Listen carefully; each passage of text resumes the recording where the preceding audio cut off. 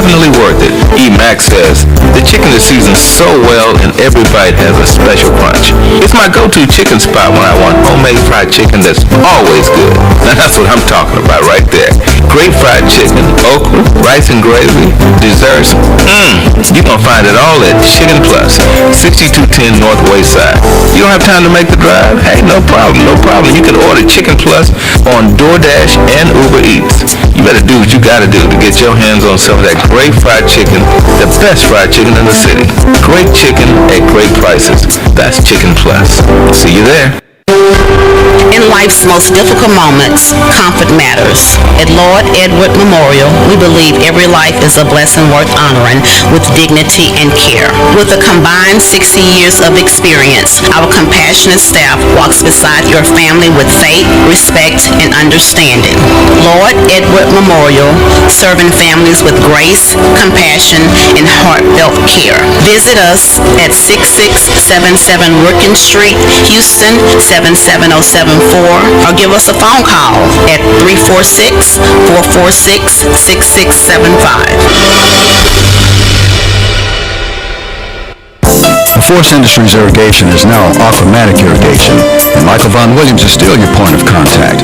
Michael has over 27 years experience in the irrigation industry and is licensed and insured, but he now has additional support. So if you have a lawn sprinkler system that is no longer operating properly, or you're tired of lugging water hoses around, call Aquamatic Irrigation at 346-476-9065. If you don't have a lawn sprinkler system, give Aquamatic Irrigation a call to have your automatic lawn sprinkler system installed. Enjoy your lawn and improve your property value. In order to keep your lawn and landscape in an excellent condition, Aquamatic Irrigation also offers routine maintenance programs to check the system for leaks, proper controller settings, and sprinkler head alignment. Call Aquamatic Irrigation, your sprinkler company, 346-476-9065, or visit our website at www.aquamaticirrigation.net. And I want to say good afternoon. I'm Ralph Cooper, and we start the program off today in a number of ways. And we start the program, this has been a week where some legends out of the 3rd Ward and Yates High School have transitioned. And today, we have another one. Today we have another one. Dr. John Harvey, the longtime trainer at Texas Southern University. Remember yesterday I mentioned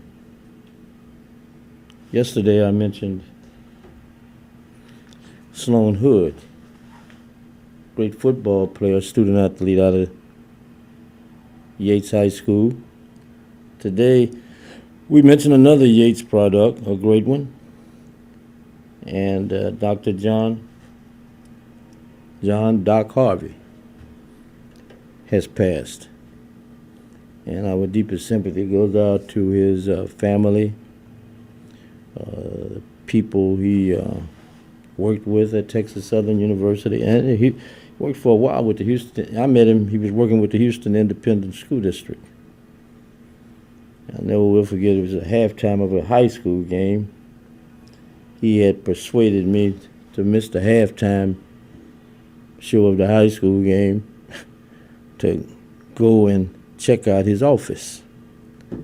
As he was an assistant athletic director for the Houston Independent School District. So I went and checked it out, and the rest is history. And we had a long conversation that particular evening. Forgot who was playing and all that stuff. All I remember is him sharing with me how he felt about being involved in training for the Houston Independent School District. You know what I mean? So I was happy for him. So again, my deepest sympathy goes out to his family, Texas Southern, of course, University, and all the athletes that Dr. John Harvey touched over the years in regards to hamstrings, pull muscles, toe jams and fingernail jams, all that kind of stuff, a bump on the head, concussions, etc.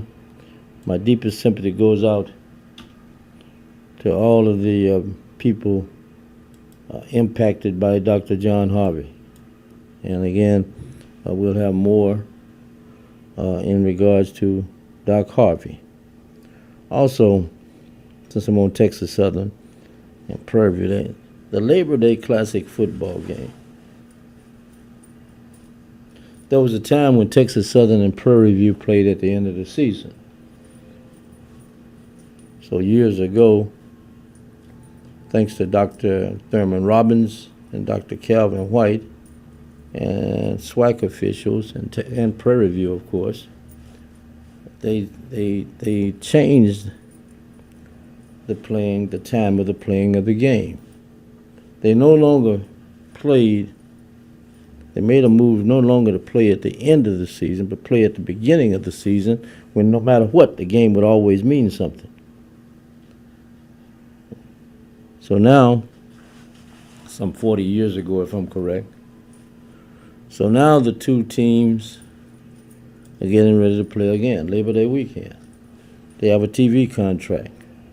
The TV contract calls for them to play at 11 o'clock the Sunday, 11 o'clock a.m. the Sunday before the Monday Labor Day.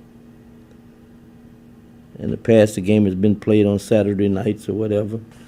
They may have played at different times because of various reasons. But this year, they're playing at 11 o'clock Sunday morning, September the 6th, at Prairie View A&M University. They're playing at Prairie View A&M University at that time of day, 11 o'clock on a Sunday. I hope I have a roster by then. I hope I have a roster of both teams by then. And I say that, hey, well, anyway, hopefully that'll happen. But that's that. I had another thing I wanted to read. The NBA Championship Series starts tomorrow. We'll talk about that in a moment. The Texans are in off-season training. And I'm glad to see they are where they are in regards to their off-season training. But will the Texans, and then, people, hey man, they're looking good, blah, blah, blah, blah, blah, blah. Great. But after all these years of desiring to see a Houston team in the Super Bowl, I hope this is the year. I hope, with all of this optimism and everything riding, hopefully this will be the year the Texans play on February what? What's the date? The Texans will play, hopefully, on February 14th, I guess. That's Valentine's Day. Will the Texans be playing on Valentine's Day? Maybe the day is wrong. Maybe the date is wrong. Will the Texans be playing on Valentine's Day 2027? Will the Texans, if that's the day of the Super Bowl, will the Texans be playing on that date? Hopefully they will. And maybe I had a wrong date. Maybe somebody gave me the wrong date. And if I did get the wrong date, I apologize. Let me see what date they got here. Super Bowl. Yep, February the 14th. 2027, the Super Bowl. Inglewood, California. Will the Texans be playing on that particular day? I mean, hey, it's off-season training. Great. Looking good. I'm glad. I'm happy. I'm excited. But all I want to know, will they be playing on February 14th, 2027? 713.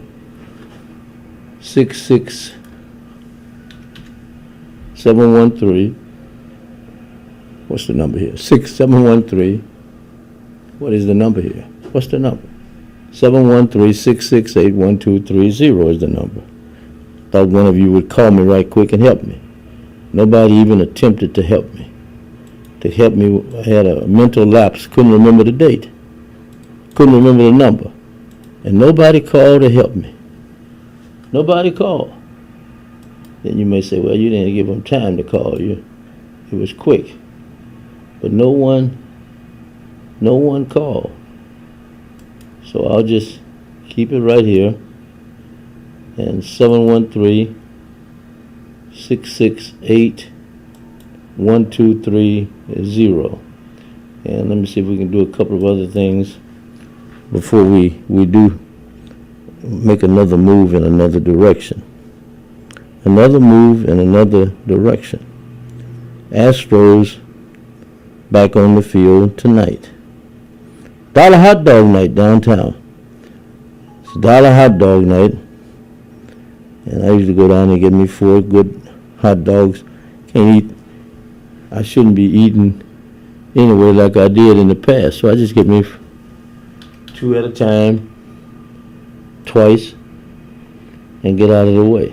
2 hot dogs at a time and get out of the way and try not to overdo it, right? But anyway, dollar hot dog night tonight downtown when the Astros play baseball. And hopefully the Astros will be able to win. And I had one other thing I wanted to do before we get cranked up today. Again, I mentioned that the NBA Championship Series starts tomorrow night, right? Starts tomorrow night in New York. Tickets are not easy to come by, and they're not cheap. They've got some ticket prices for you. If you are going to one of those games in New York to see the Knicks and the San Antonio Spurs, you have to spend some money. And again, we do this. This program is coming to you when I'm here. It's coming to you from the Dipper Dunk Studio, Wilt Chamberlain's Dipper Dunk Studio. You never heard of Wilt Chamberlain? It was just like some youngsters asked me, well, 2. They were younger than me, so I called them youngsters. I said, hey, man, was Raymond Berry and Johnny Unitas really that good? And I said, hey, they said, we know you saw him. I said, yeah, I saw him. I was in elementary school when I first saw them. And I say elementary through junior high, and then through a little part of high school. I say they were good. Oh man, them players of that era couldn't have been that good. Jim Brown was this, and Jim Brown couldn't do that. They went into that kind of mode. I said, have you ever looked at? We'll just stick with Raymond Berry and Johnny Unitas. We won't even go to Jim Brown and some of the others. We won't even go to Raymond Berry and Johnny Unitas' teammates. They had some hell of a teammates. You had Lenny Moore was there. Lenny Moore was with that team for a moment. Lenny Moore, Allen Amici. You had Big Jim Parker. They had some hell of a players who played football in Baltimore with the Colts when Baltimore was the Baltimore Colts. And they could play. These people could play. So these youngsters ask me, you know, they couldn't have been that good. They couldn't have been that good, one of them told me. They couldn't have been. They couldn't have been that good. One of the youngsters told me. I said, well, I'll tell you what I'm going to do. Since the 2 of you don't want to take the time to go look up some film on Johnny Unitas and Raymond Berry and the NFL at that particular time, I'm going to post some damn film for you. And when you look at the film, you tell me, were they that good? You just let me know what you think of them. So one already called back. Man, thank you. I didn't know they were that good. And I didn't know the game was that physical. See, some people have just started watching the NFL. And we have to take into consideration, just like anything else, some people just started voting. Some people have not started voting. Some people have been registered to vote and never voted. Same way with this. They never saw Jim Brown or Jim Parker or Johnny Unitas or Raymond Berry, who just passed. So all these guys have, but one thing they have that the other guys didn't have, especially the black guys from yesteryear, the black guys didn't have all the film. They don't have all the film that some of their white counterparts have. The Babe Ruth film, the Joe DiMaggio film. You got the Jackie Robinson film, thank goodness. You got the Hank Aaron film, thank goodness. Ernie Banks, and you got more modern day film. But you're going back, you don't have the cool Papa Bells. You don't have that much really on Satchel Paige. You got it, Satchel Paige as an old man with the Cleveland Indians. But not the younger Satchel Paige who was pitching in the 20s and 30s. So I'll get off of that. I'm excited because the NBA is what it is. I enjoy the NBA right now, but I'm not looking for Wilt Chamberlain on the floor right now or Bill Russell. I'm not looking for Jerry West or Oscar Robertson or Earl Monroe or Pistol Pete Maravich or Dick Barnett or Walt Frazier or George Gervin or James Silas. I'm looking at the guys who are playing right now, and I enjoy them. I enjoy them, but it's not the same game. Now, don't ask me what do I think would have happened if they had let Earl Monroe and the Knicks of around 1970 so play with these teams, carrying the ball, extra stepping all over the place. Don't ask me what I would think would happen. But anyway, from the Dipper Dunk Studio, we go to DJ The Rock, Derek Queen, Yates High School, Prairie View A&M University, and the world. How are you doing? I'm doing well, Ralph. How are you today? All right. I said the world. Give me some. I heard that was my little time over in Milan. That's what I was about to say. Share with them. Where were you? Did you? Played at AC Milano in Milan, Italy for a couple of years after I left Prairie View. So I've had some great experiences. I was about to say, did you nearly become a monk? No, I went to Yates, Ralph. I went to Yates, so I don't think some religious, some preachers come out of them. Some religious likes to come out of Yates. Yeah, I agree. I know you do. Absolutely, 100%. But when you went over to Milan, after you left Prairie View, imagine, I'm thinking now, you left 3rd Ward, Yates and Prairie View and Houston right. and Hempstead, Texas, and you go over to Milan. How old were you? 21. 21 years and single. And loving it. I'm a slow learner. I'm a slow learner. But I had strong values at home from my parents and a church family and everybody in the community. Yeah. You ride with that on your shoulders. So we don't ever stray too far. Who was your coach? Come back home. Yeah. Who was your coach at Yates? Tommy Malone. And who was your coach at Prairie View? Jim Duplanter. Gentleman Jim Duplanter. Tall, slim. That's right. Jim Duplanter. And oddly enough, Rocket former head coach Mike D'Antoni, that's who coached me over in Italy. Oh, I didn't know that. Okay, I didn't know that part. Yeah, okay. Yep. And you were there for 2 years? Yep. So, and came back to the U.S. and got a real awakening of what's available for you in anybody's training camp. Yeah, I know you did. Yeah, I know you did. But in Italy, Milan, they provided you with a place to stay, car, or how did that work out? They did. They give you, and back then you could only have a certain number of Americans per team, and I know in some smaller countries, it's still like that. But yeah, they provide you with a place to stay and actually a guide. You know, I would have somebody I could go out with and hang out with that was a native if we did get out. And I tell you that it's a whole nother world over there. It's just coming to the United States now, but it's been like it's another world. And the thing about that particular world, one thing I found out about over there, I go out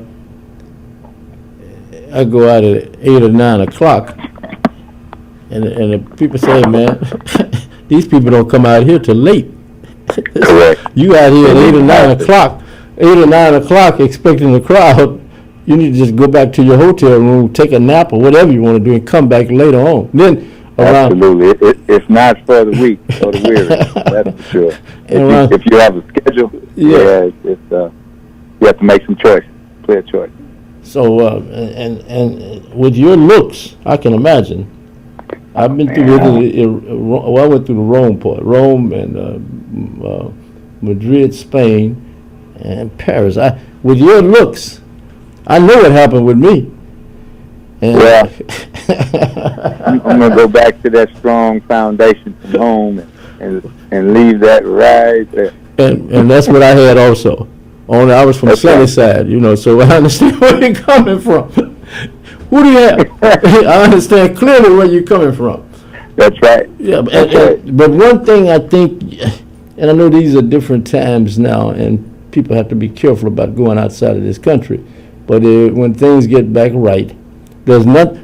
You were 21 when you went over there. I was about 25, 24, 25. It's nothing like traveling to another part of the world. Oh, no doubt. Just the ability to see and understand, and to further my case, when I worked for the Johnson Publishing Company, the Ebony Magazine in Chicago, and I traveled all over with them for 11 years after that. Right. You know, just to have the ability, what it does, it increases your ability to identify who you're talking to really quick. Right.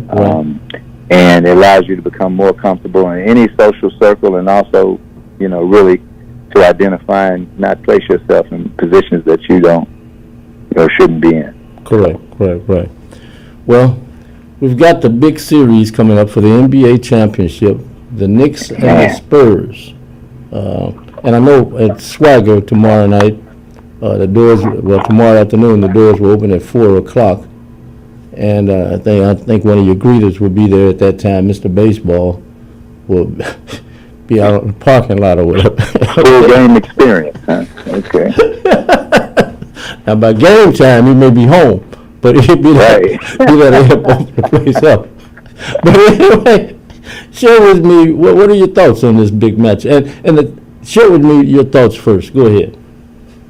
Well, you know, and I'm so excited, first of all, that we've had some great NBA matchups to watch.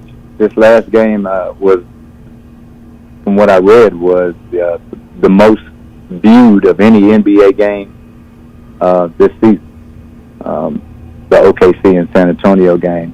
But I also think what we're watching is the old guard versus the new guard. A lot of the guys on the Knicks team, they weren't drafted by the Knicks. They ended up there. And they've managed to gel and make it work. And they cut for each other when it comes down to contract time. I think Karl Anthony Towns probably is the last big guy that they signed there. But everybody else is nuts and bolts. They work hard and they serve a purpose. And Jalen Brunson, being a strong closer, old school closer, which I like, and he's left-handed, makes him real difficult to deal with. And the Spurs, man, they're dynamite. And in my opinion, as long as they play Wembanyama, keep playing him like those 28 minutes a game, that's kind of what he's averaging in the playoffs, he'll be safe. But I'm pretty sure New York's going to try to put a little thunder on him, a little heat, and have him find some ice packs throughout that series. Right. So, who are you picking? You know, I'm a Texas guy. Yes, I know. I am too. I'm gonna ride with the Knicks. You riding with the Knicks? Okay. The Knicks have not lost a game this playoff run. Yeah, they haven't lost their game in what, months now? Maybe a couple of months or whatever. Right. Yeah. And they beat San Antonio with the only matchup they had earlier in the year. Mm-hmm. And you know, more importantly, they had a strong performance from Mr. Baseball. Just sent me a text message. I'm going to answer. I promise I will. I can't right now. They had a 30-point performance that game, and the Knicks averaged, you know, almost 120 points a game. Yes. And I know San Antonio's young, right? But you know, with you know, Wembanyama not on the floor so much, I know they have Dylan Harper coming off the bench. I think a strong key to San Antonio is De'Aaron Fox. Because that's the key. Game. Oh yeah, that's the key in my opinion. No question. He makes everybody else's game look so much easier. Castle thrives when De'Aaron Fox has his hands on the ball and is running the ship, as they say. Everybody thrives when De'Aaron Fox is on the floor. So I think I don't know if they could, 4 or 5 games in. I'm sure the Knicks will still be pushing that points per game tempo, but I don't know about the Spurs. Because if Wembanyama goes down, it'll be a first. Right. And I don't want to see that. I think he's great for the league. Right. And he's got to shoot the ball. He can't do what he did in 5. He's got to shoot now. Was it OG Anunoby? OG Anunoby. Yeah. Is from some information that I received, statistically wise, and I don't know how they came up with these statistics. They said he is the best player in the league that's still playing to guard Wembanyama. Oh, okay. He's 6'7", 240. He's a premier defender. Right, I was about to say he plays tough, in my opinion. Correct, and he's got a solid base on him. And, Wembanyama can't step or move that hip that he places in the way. Right. So, hopefully that's the case, and not to discount Wembanyama. There's a will, there's a way. But I think this is just going to be some good basketball. You got 2 closers on each side, which is, fantastic to watch. I don't think we've seen anything like this in, since the 90s, 2000. Right. And the other part of this that I like, Fox is from Cy Lakes here in Houston. That's right. Then you got Rashard Lewis on the bench there as an assistant with the San Antonio. That's right. And he's out of Alief Elsick? He's out of Elsick. Alief Elsick, yep. Yeah. Seemed like it was last night he was upset because the Rockets didn't draft him. and he, man, I have so much respect for Rashard. I do too. One tough cookie, man. One tough guy. Right. And then you think about this, in these times, and I'll add a little bit more, in these times we're in now, a lot of people say, they try to tell you, or tell me, and I'm black, that I shouldn't be excited when I see 2 blacks coaching against each other in a situation like this on this level. But hey, I gotta be. I'm excited as hell to see what Mitch Johnson are going against Mike Brown. Right. Brown has been fired. That's a hell of a story. Also, he's been fired 2 or 3 times. Right. For $1 million job. Yeah, and look where he is now. Correct. And Mitch has put his work in through over the years, and Pop is the one that wanted him in that position, which is fantastic. Right. That speaks volumes, speaks volumes. I tell you one thing that I thought about since you brought up the coaching. That young group in San Antonio is so locked in with each other. Right. They're all around the same age, 22, 3, 4, 5, maybe 6. You know, right. Coaches got to be careful down there because they absolutely run the show. You know, they doing some dances I didn't know that we do. You know, in the hub. Yeah, they're showing emotions. I mean, that's what youngsters do these days. They show more. You know, and some people say, well, they shouldn't be crying and all that kind of. Many of us cried when I remember crying one night. We lost a Little League game, but we came back and beat the snot out of that team. Couldn't wait to get back. That was a lot of beating, Ralph.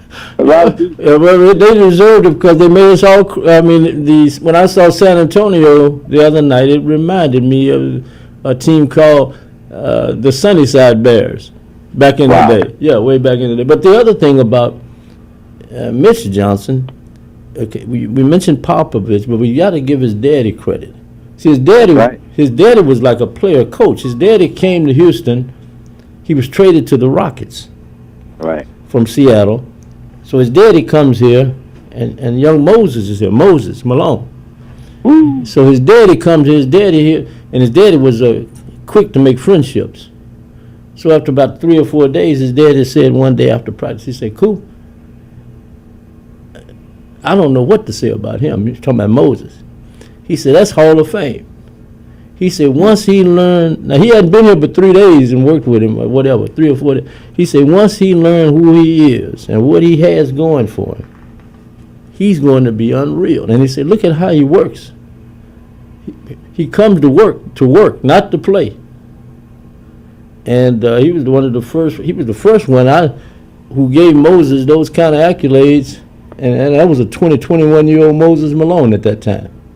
Wow. And now his son is the coach of the San Antonio Spurs. Right. And so that tells you what the kind of eyes he's looking, how he's seeing the game. Right. From being around his father. Right. And that's something else. Man. Yeah. So that is something else. And I tell you what, San Antonio player comes off the bench. He's left-handed. Yes. He's the NBA pedigree. Right. Dylan Harper. Oh yes. Oh my goodness. Yes. Another one. And oh my goodness. And that, his mother coached him throughout high school. Yeah. Right. Come to find out. And man, but to be there, I think he's 22. Right. And to have that kind of prowess in his game. Right. Confidence, and you can tell he works on his game. Yeah. Because his go-to bag is incredible. Yeah. And he's got nerves of steel. Right. So I mean, like I say, it's not the basketball that I grew up watching. The Oscar Robertsons and all those. But this is right. It is enjoyable to me. I enjoy watching it. Right. And right. But you like the Knicks. Can it go 7 games? I hope it goes 7 games. I really want to see 7 games. Good. I don't want to. That's ideal for the NBA, of course. That's ideal for me too. I enjoy that.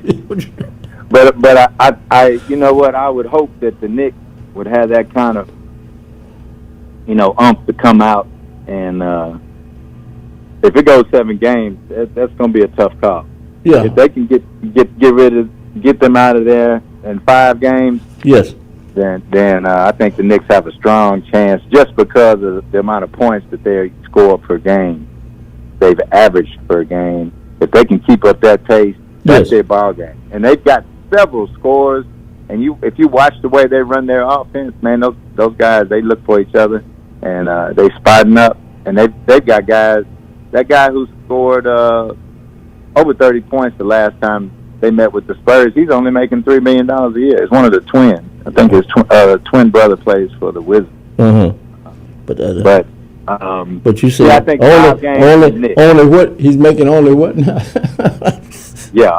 Maybe let me rephrase that. He's earning $3 million. It's not only behind that number. Yeah. That would be nice. Yeah. But at the end of the day, I think it would be great for the league if Wembanyama, had a stellar performance and the dreams came true, and the basketball is ignited even further than it is. But maybe he needs to learn a little bit. Nobody wins the first go round in the final that I'm aware of. Yeah. But honestly, that I'm aware of. Yeah. Well, so okay, and one other thing about basketball I wanted to ask you. I see what Steph Curry has signed a new shoe deal with a Chinese company, and this, if I'm correct, several of his teammates and people that he's close to, Dwayne Wade for one, and Jimmy Butler are very familiar with that company because they're involved with it. They didn't disclose how much money he was going to make, but it's a hell of a deal from what I understand. Oh yeah, not only that, that company it's more of the deal is going to cross into not just shoes but apparel and the golf gear. Mm-hmm. Oh yeah. Golf gear, and then also it's going to give him the ability to recruit athletes. Okay. So I think everybody's kind of getting into, I don't know how LeBron was able to do it while he was playing, but, I think everybody's kind of, broadening their horizon. That Steph Curry deal, they didn't disclose from what I read. Right. The money. What it was worth. Yeah, right. Well, invite everybody over to Swaggers tomorrow night and all that good stuff, and if you have any other thing. Oh, you mentioned baseball. Mentioned something. I'm sorry. Well, once you said his name, we were talking about Harper, Harper's 20 years old, by the way. Right. Mr. Baseball had texted me and said the Italian economy has not recovered from my raise the price policy. So, Swagger, we open at 4:00 when happy hour starts. The game will be on all screens on Wednesday. Tip-off time is 7:30. We've got some great food vendors there, and happy hour will be going on. Matter of fact, Wednesday we're having happy hour all day and all night. So that may be a good way to come watch the game, see some friends, maybe even run into some family members, and have some great conversation, and be around some people who maybe used to play a little bit. And adults at that too. Yeah, and also the Astros. For those who may not know, you all have the Astros on all the time and all that good stuff, which is great also. Okay, I just wanted to get that in. Oh, absolutely. Oh, and by the way, just got a text from Dennis Haskins, the owner of Swagger. He said he set that happy hour up for the game. So hopefully we'll get a good turnout, and we'll have some great music before and after the game as well. Well, hopefully baseball will be able to get back to his car. Thank you very much. I'm not old enough to say that, Ralph. I can't say it. Well, I can. I'll see it. Have a great day. Thank you for calling, Ralph. I appreciate it. Oh, no, thank you. Thank you for everything and all that good stuff. And yep. And I'll talk to you soon. Yeah, we'll do that soon. Thank you very much. All okay? right. Okay. Bye-bye. And DJ The Rock over at Swagger, they're getting ready for the NBA playoffs tomorrow night. And you heard him, they'll start tonight. 713-668-1230 is the number. 713-668-1230 is the number. And if you're just calling in, also you can catch this program on the YouTube go to 1230 The Source on YouTube. 1230 The Source on YouTube. Write this down and share it with other people in other places. They can subscribe free. That's 1230 The Source YouTube, KCOH. 1230 The Source YouTube. You can catch this program and the other programs here there also. And also the Simple Radio app, KCOH The Source, and then I'm also on Ralph Cooper Facebook Live. So there you go. You got all that good stuff. Let me try a number.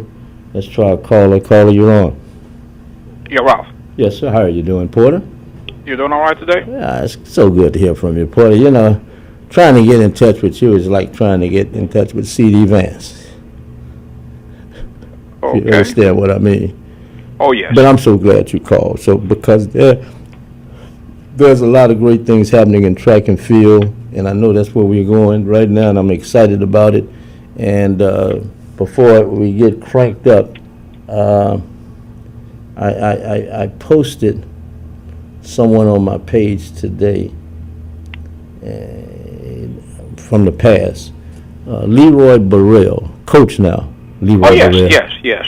University of Houston. Yes. And and he's coaching at Auburn, right? Great, and doing a great job over at Auburn, Ralph. Okay. Yeah. And Well, he's going to make the same mistake he made last year, Ralph. what's that? What's that? He's in contention to win the NCAA National Championship, okay? Right, Going into the final event. right. Okay. In Eugene, okay, that was last year. Okay, go ahead. Okay. That's last year, right? Yeah. And going in, he's in contention to win the national championship for Auburn. Right. All he needed to do was to place in the last event, which is the 1,600-meter relay. Okay. But guess what, Ralph? He He doesn't have one. Yeah. Okay. Hmm? Hey, it happens sometimes. So therefore, Yes. USC and Texas A&M, they were co-champions. Yeah. And all he needed to do was score 2 points Yeah. and win it outright. Yeah. This year, I'm looking at everything. It's the same thing. Yeah. He doesn't have one. He's living and dying by the sprints Yeah. and one relay. He's good in that one. Yeah. Yeah. That's the 400-meter relay. Well, that was one of his strong points as a performer. Remember? Oh, yes. Yeah, and he learned from what the coach there at that time did a great job. You know. Oh, yes. As a matter of fact, I'll share the picture with him. That's very, very rare, okay? Yes. There's a picture of Kurt Batiste, Oh my goodness. Go ahead. Carl Lewis, Yes. and Leroy Burrell's freshman year with the University of Houston. Send that picture to me. I'd like to see it. And guess who? Guess where the picture was taken? What? At TSU Relays. Oh, okay. Tom Very rare. Tom Tellez was blessed, wasn't he? Yes. I mean, yes. he recruited these people, which was great, but to get them there and then to see how they performed was on another, and then the others that came with them. Yes. Yeah. Mm-hmm. And Carl. As a matter of fact, I was over to the Tom Tellez meet this past spring, Yes. and I gave Carl a copy of the picture. Leroy had one years and years back. I shared with him in his office. I used to go to his office, Yes. and we sit down. We talk track, and I shared that picture with him. He had the copy. Yeah. Mm-hmm. Yeah. Now, make sure you send me that picture when you get a chance. We'll do. Okay. You get it.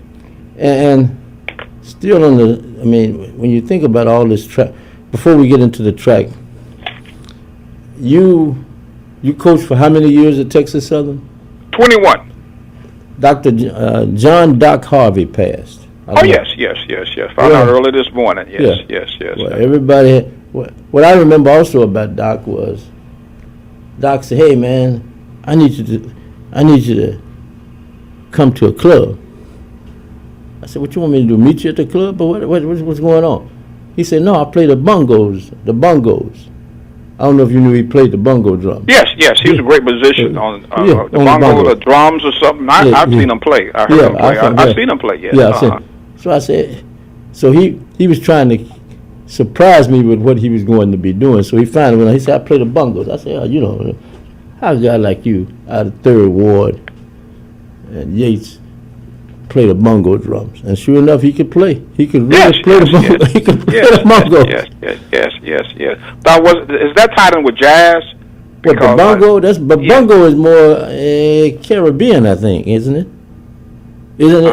I guess maybe somebody will call and let us know. I think it's more Caribbean than it is jazz. Oh, okay. Yeah. Okay, to me. because he used to talk a lot about jazz. Yeah.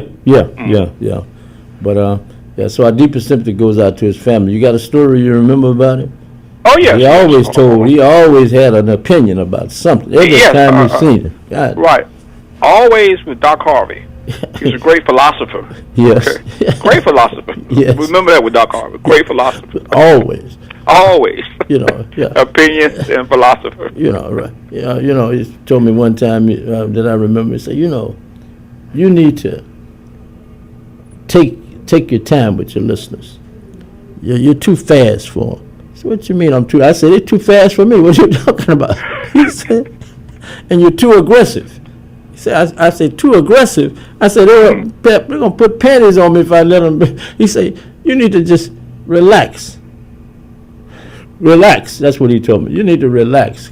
Calm down sometimes, you know. So that was him. He never bit his tongue. You know, Right. you know. Right. And, you know, so we'll remember him, Doc Harvey. Doc Harvey. Yeah. Mm-hmm. And then one time somebody used to call him Booby. Yeah, Booby. He went by that name too. Yeah. Right. Yeah, the people that knew him. Yeah, they knew him. Yeah, from the childhood days. Yeah, they called him by that name too. Yeah. Great fond memories, Ralph. Oh yeah, you know, and and Wendell Mosley. Hey man, are my players gonna be ready to go? Give me a test. They get to arguing about, you remember that, don't you? Oh yeah. And my players gonna be ready to play, Doc? Hey, let me do my job. That's what Doc Harvey would holler back. Let me do my job, and you just worry about coaching and winning the game. How can I coach and win the game if I don't know my players gonna be playing? Right. Well, we see some colorful. You couldn't pay for that. I said you couldn't pay for that. You know what I'm talking about? You couldn't pay. And many people probably listening to us said, "Hey, they ain't getting no argument like that." Yes, they did. Yes, they did. Yes.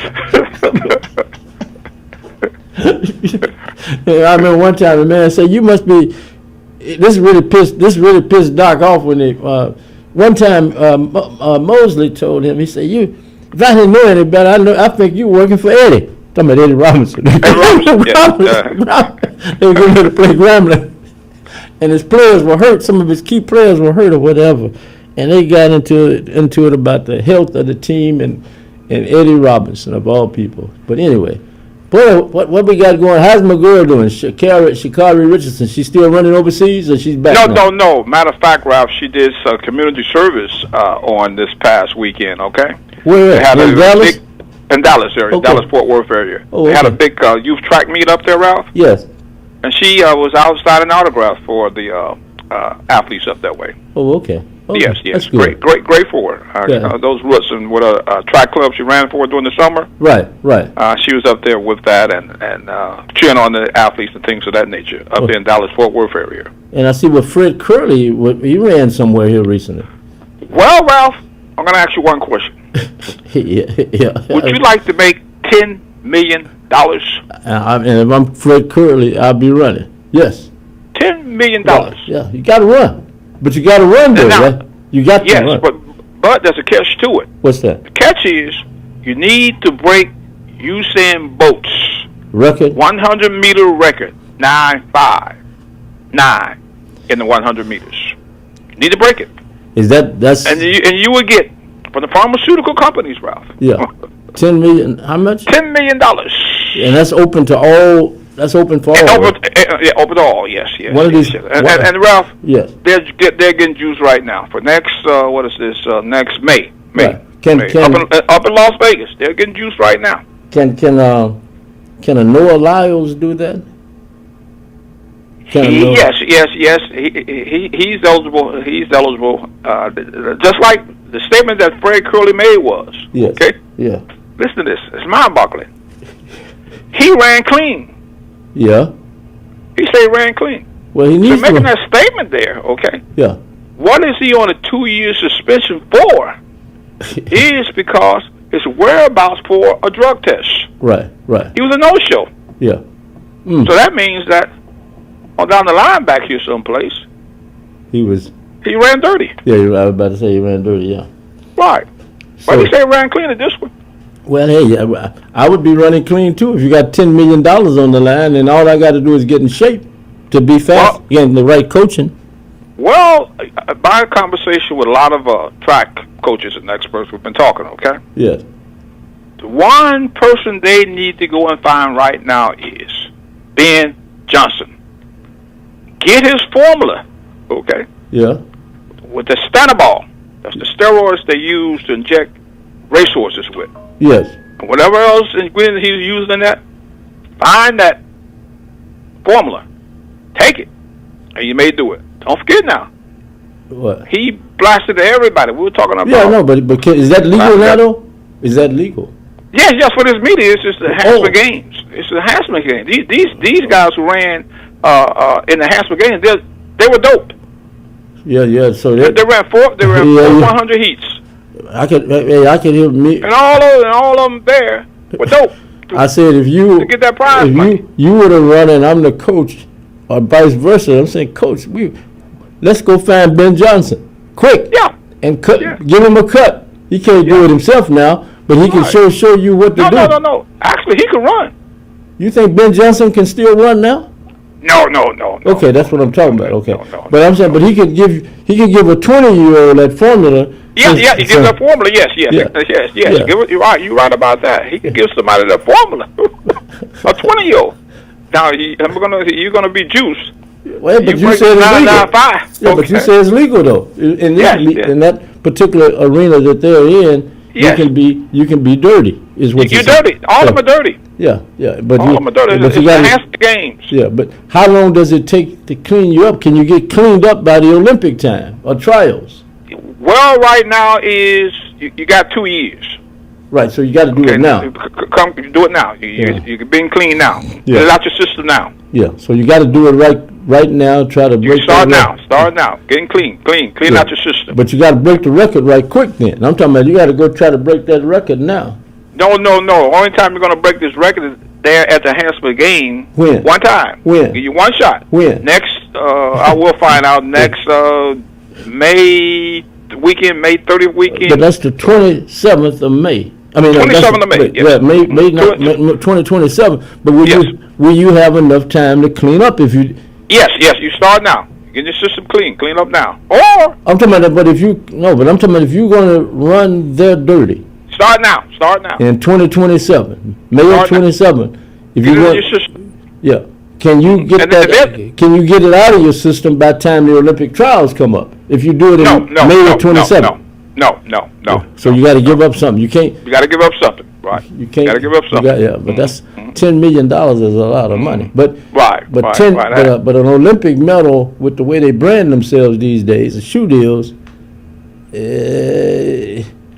I don't know if I would do it. Right. Now Fred said he's going to make the LA Olympics. Yes, right. I think he may not run. Well, he could run the next year in the enhancement game, but he may run clean. He says he's running clean now. Well, he needs to run clean. He's big enough to run clean. Yeah. He needs to spend some time at home in Taylor, Texas. I mean, Reverend Ray's that's their hometown. Go out in the fields and pick some peas or cotton or some watermelons or anything. Oh yes. Stay clean. Oh yes. Especially since you winning now. He won this past race he had. He won. He won it, yes. He won the big prize money. I think there was like $1 million they had in there. Yeah, I think it was $1 million. Yeah, so he won the big prize. Yeah, so he ran a good decent time. Yeah, right. Clean, to be on a comeback. Yeah, to be on a comeback also. Yes. Yeah. So anyway, what else you got going on? I mean, what's going on? We'll begin with the NCAA meet next week. Okay. Any black colleges represented? Yes. Want me to start there? Yeah, start there this time. Let's see what. Okay, let's go there. And how did Joshua Brown come out over at Texas Southern?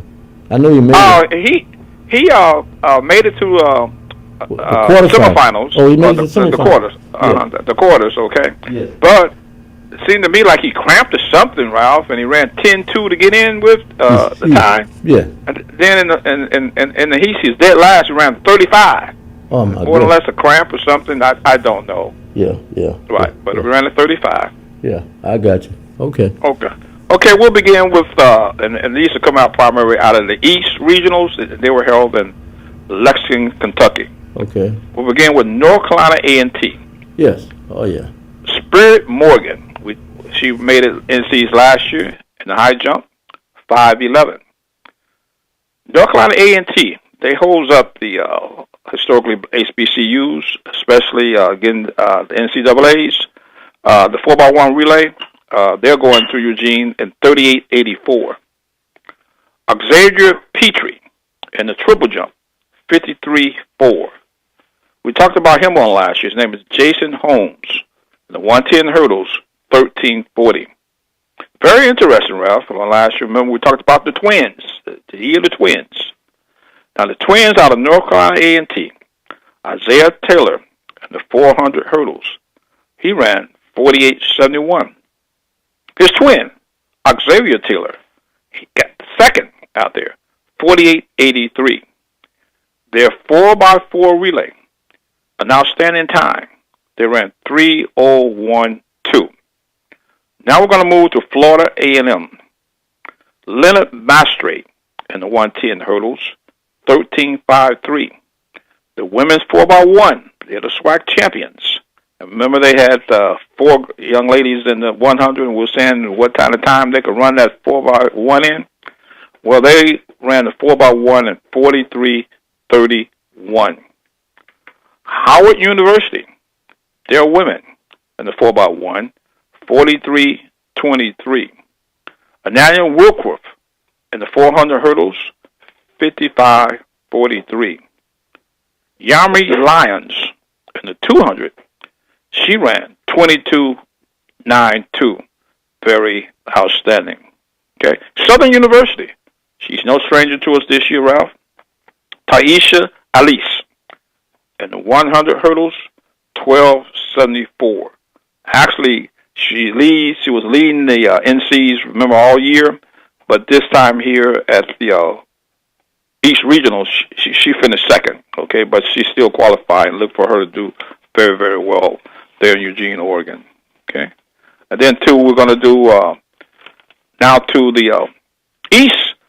We finished that. We're at the West Regionals now, and they were held there in Arkansas. Texas A&M, the defending champion. Right. Okay. Last year they tied with USC for the team championship. They're loaded, Ralph. And the women, 4x1 relay, 42.68. The men, 4x4 relay, 3:01.14. Peter Nabarbi, he's in the 800, 1:44.65. Reese Newell in the 800, his teammate, 1:45.47. So they got 2 in the 800 this time. DeLon Scott, we talked about this young man on last year, in the 400 hurdles, 49.21. In the 110 hurdles, 13.22. David Easter in the 100, 10.09. Elton Bassey, he's in the high jump, 7.2. Someone who we're familiar with, well, 2 athletes coming up, Ralph, we're very familiar with, and that's Cameron Dixon in the 100, 10.93. Jasmine Montgomery, okay, in the 100, 11.06. Now, you know the story behind her, right? Oh, yes. Yeah, that's Mr. Baseball's nephew. Baseball. I mean, niece, baseball's niece. Baseball used to, spot her 10, 15, 20 yards. The word is she never forgot it. Oh, okay. So, Baseball made one comment, though. What's that? Is that now she's the fastest in the Montgomery family, right? Of the Montgomery. Yeah, and she took the title away from him. and offered him 30 meters. Okay. and also they're going to have Deborah Shamaron. Yeah. And she's in the event, Ralph. We don't talk about too much. She's in the steeplechase. Oh, okay. Yeah, right. Deborah Shamaron. Yeah. Wish her well in the steeplechase out there. And she got do it in 10.04.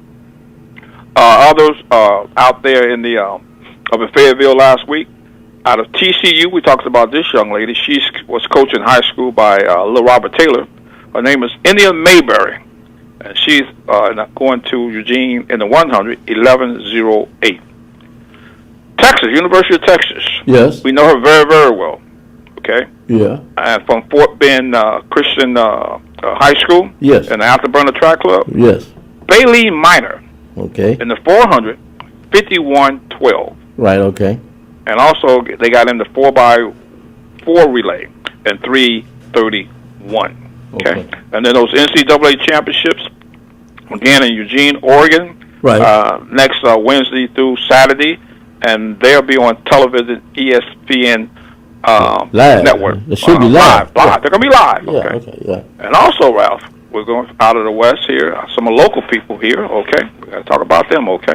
Go ahead. Stephen F. Austin, you wanted to know about. His name Yes. is Jarvis Anderson. Right. Jarvis Anderson. Right. Okay. And he's a hell of a story. A hell of a story. Okay. Yeah. And he qualified in the 400 hurdles. Yes. Outstanding, 49.86. Yes. We did him very, very Send well. that information on him to me, will you? Okay, Jarvis Anderson. I say send that to me. Okay. Porter, don't forget me, Porter. I know you you and Andrew Blanks, you're getting up in age now. Y'all write a note down. Okay. Don't And also we have I know. over the University of Houston, Yes. Louis Henschleff. Oh, okay. Okay, he's Olympian. Yes. Right? And he's the one who turned his NIL money, his money from Adidas, put it on campus with him. Yeah. Okay, remember that? Yeah. And get the UIL money, and he's eligibility for NCAA, and he's in the 110-01. And where's he originally from? He's out of Great Britain. That's He's what I from Great thought. That's the Britain. one. That's why I just want to make sure I had the Yes, right one. he's- Okay. He's out of Great Britain, okay. Yeah. Andrea Matre, Mm-hmm. in the high jump, 7'2.5". Okay. Cordell Marti, he's in the shot put, 62-1. Right. Okay. And always, Ralph, they're going to have one relay. Actually going to have two this time. Right. In a 4x1 relay, Ralph. Yes. They're going to go up against Auburn, okay? 38-86. Mm. In the 4x4, Yes. they're running now, Ralph, 3:03:40. Ralph, they're at the West Regionals. Yes. 7 teams ran 38 in the 4x1 relay. But on how many advanced? 12 advanced. 12. Oh, 12 advanced. So all 7 of those 12 teams. advanced, right, So, yeah. Okay. I got it. Out of 12 teams. Right? Yeah. Right. I got you. 7 teams ran 38. Now, over in the East, Yes.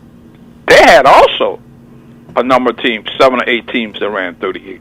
Okay. Nowadays, you run 39 in collegiate. Right. In the 4x1 relay, you're going to get left at home, Ralph. 38 is the norm now. Well, Okay. we're looking good for the Olympics. Oh, yes. Yeah. Somebody's gonna get left home. Oh, yes. Somebody's yes. not going. They're not going to Los Angeles to compete. They're going to look. That's what. They That's go to gonna- look, yes. Yeah. Okay. Yeah. And also have Cleo Ape, and she's in the shot put 55-7. Right. We cannot leave out Rice, Ralph.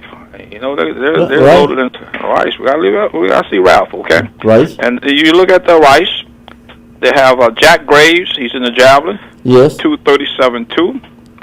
Ty Hampton, he's in the javelin, 235-7. She's no stranger. She's been leading the NCAA all year. Her name is Michaela Van Doer. She's in the javelin, 187-3. But this year she's thrown over 200 feet in the javelin, Ralph. Okay.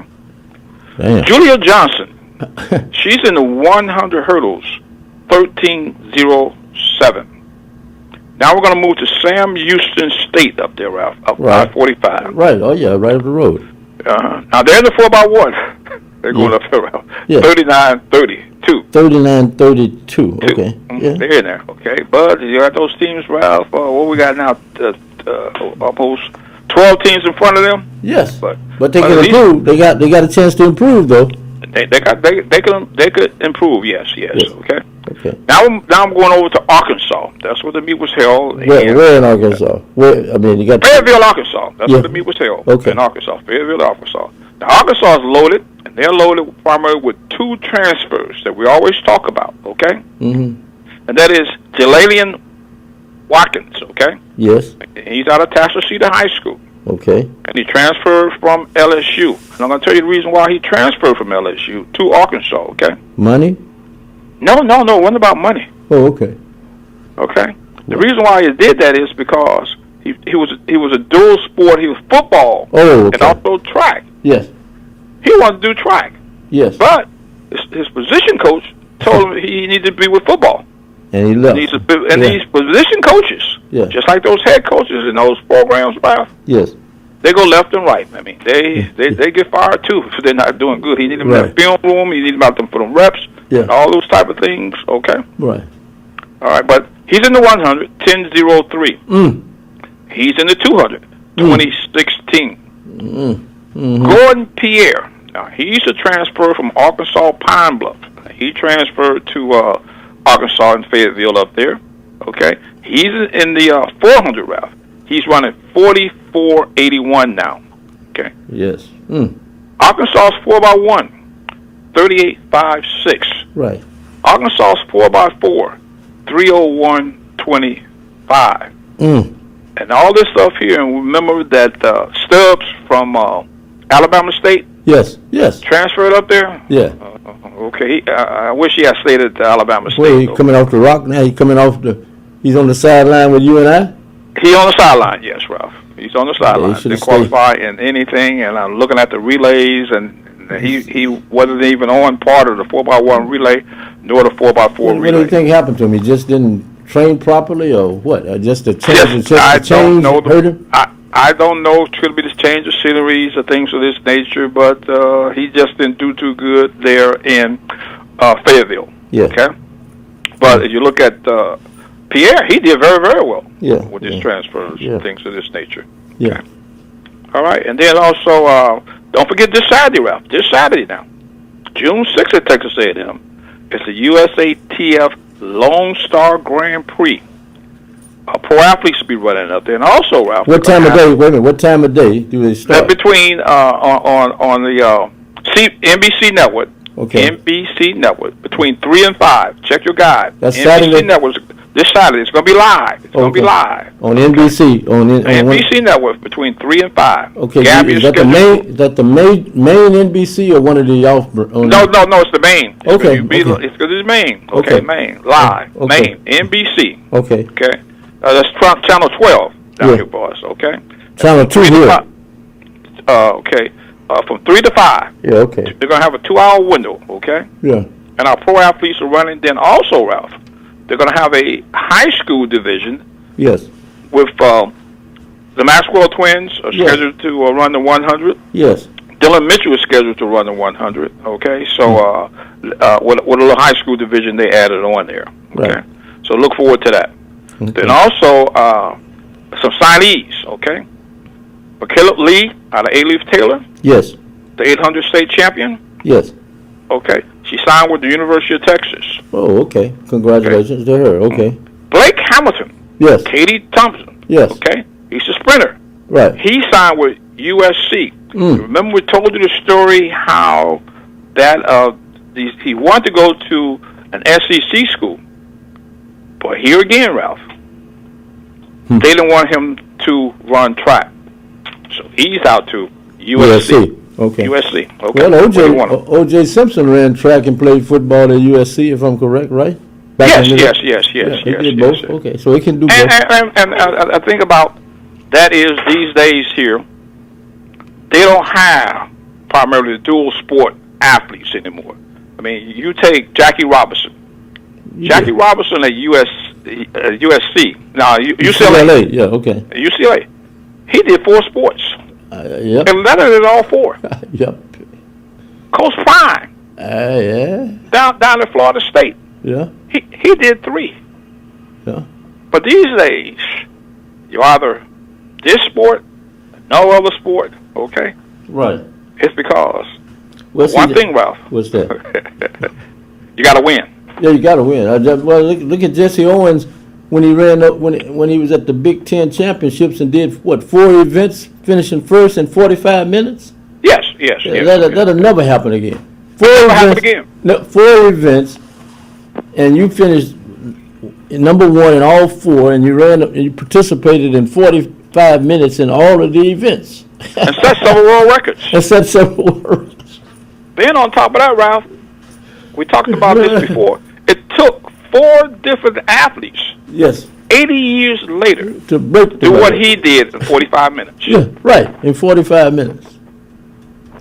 You know, You just don't hear that no more, Ralph. no. Want to see that type of athlete? No. Okay. You know, Well, anything else, Porter? Before? Well, one more thing here, Ralph. It's about a name, okay? Yeah. You all last week we were talking about Al Capone, right? Yes, in A Chicago. name, Al Capone. Okay, Al Capone, right? Yeah, in Chicago. But I'll tell you a story about another name, Yes. and the name is O'Hare. Yeah. There's going to be a connection with O'Hare and Al Capone. That's the airport, See. right? You talking about O'Hare, the airport? Yes, The yes, one yes. airport is named after in Chicago. Okay. Yes, go yes. ahead. Okay. O'Hare. I mean, you got it right, okay? Yeah. Well, the story behind that is the person who got or who led the indictment on Al Capone for tax evasion. Right. His name was O'Hare. Yeah. Okay. Soon after Al Capone was convicted of tax evasion and sent to prison, O'Hare was murdered. But his son, during World War II in the Pacific, he became an ace pilot. He had 9 kills. Okay. Yes. Shoot out airplanes and stuff. Right, So right. he was coming in to land back on the carrier, but through friendly fire, his plane was shot up. But he was able to land his plane safely on the aircraft carrier. Right. Because of all of that there, Yeah. when O'Hare was built back in the late 50s, early 60s, Right. they named the airport in honor of him, O'Hare Airport. And that he's spoken, 100,000 times a day, Yeah. all over the world. Yeah. Are you flying into Chicago Midway, or you flying in Chicago Airport? And I don't like And that either one of is them. the I story- would take a bus into Chicago. But at one time was the world's busiest airport. Hey, first time I went to Okay. Chicago, And these days there is spoken What? all over the world. You're Hey. flying into which one? O'Hare. Chicago O'Hare or Midway. Hey man, the first time I went to Chicago, and it was at night. The plane gets to Chicago on time, Okay. but we circled the airport for 40 minutes. I said, hey man, imagine, Taxi into the gate? yeah, we couldn't.